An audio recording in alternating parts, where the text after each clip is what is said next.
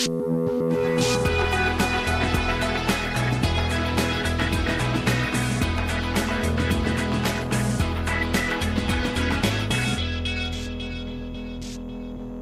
Steve Lackmeyer here with another edition of OKC Central.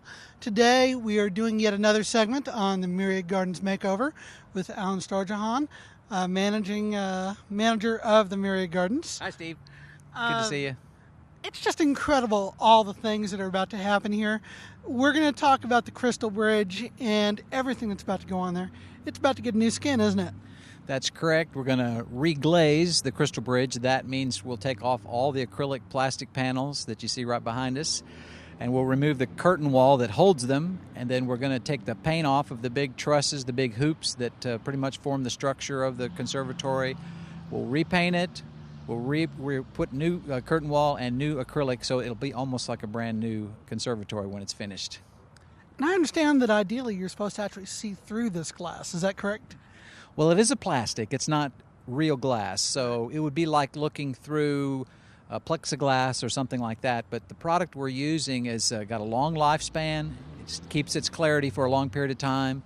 It's a double thickness type of a material, so it has an insulating factor, so it really does cut down on our energy usage. And it's very tough. It holds up against bad weather, hail, and things like that. So it's going to be very, very nice. The skin it has right now has been on almost 25 years, and just a few holes in it, but it's held up really well. So, pretty good design overall. Excellent design. Originally, the product that was chosen was state-of-the-art, and it was used in Europe in the greenhouse industry for that period of time, and since then it's been improved. I think we're in like the second or third generation improvements since the product that we have on it today. So it should hold up for another 25 years and really look great for a long, long time. And tell me about the palm trees inside and a lot of plantings that you can't see anywhere else in this town. We do have a very nice and exotic type of a tropical collection. These plants in their original habitat, many of them are threatened or endangered or even close to being extinct in their native habitat. So it's a place that people can come see plants they won't find anywhere else in probably a 5 or 6 state area. And many of them are big, and so they're quite mature. So we're going to be working around those plants. As we do this work, it's going to be really pretty amazing. The contractors are already in there looking it over, trying to figure out how they're going to work around these special plants.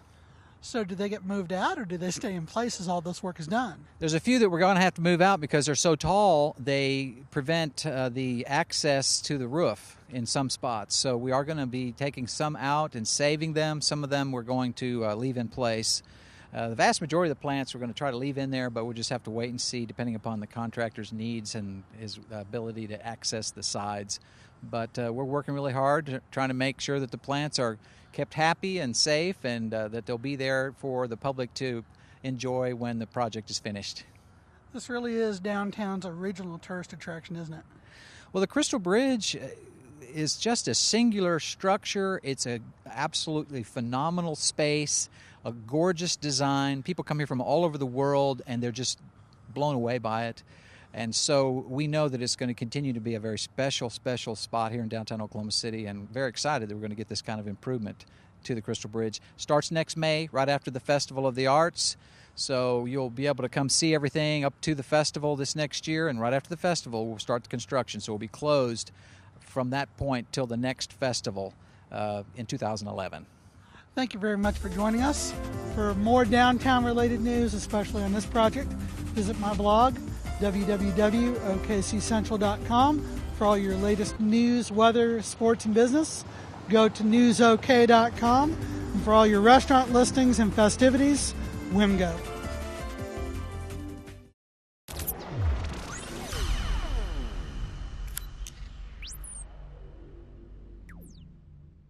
His name was Ernest, but with his fiery red hair, everyone knew him as Red Andrews. Andrews was born in Houston in 1900, and when his family of 13 moved to a farm in Edmond, he stayed behind and ended up in a boys' home where he found out what it was like to go without food or clothes.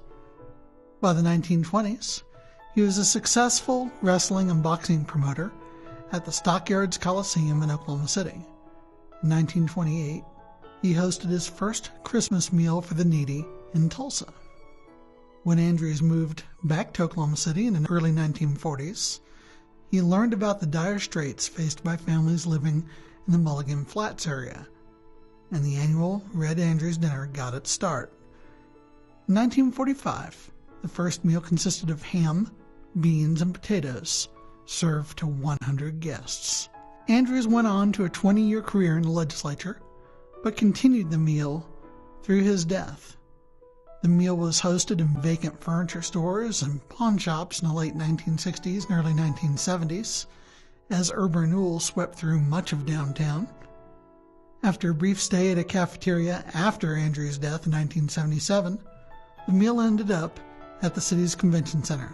Each year, the meal continues to host thousands of needy families who walk away with not just food and clothing, but also toys for their smiling young ones. These photos and more can be obtained at News OK.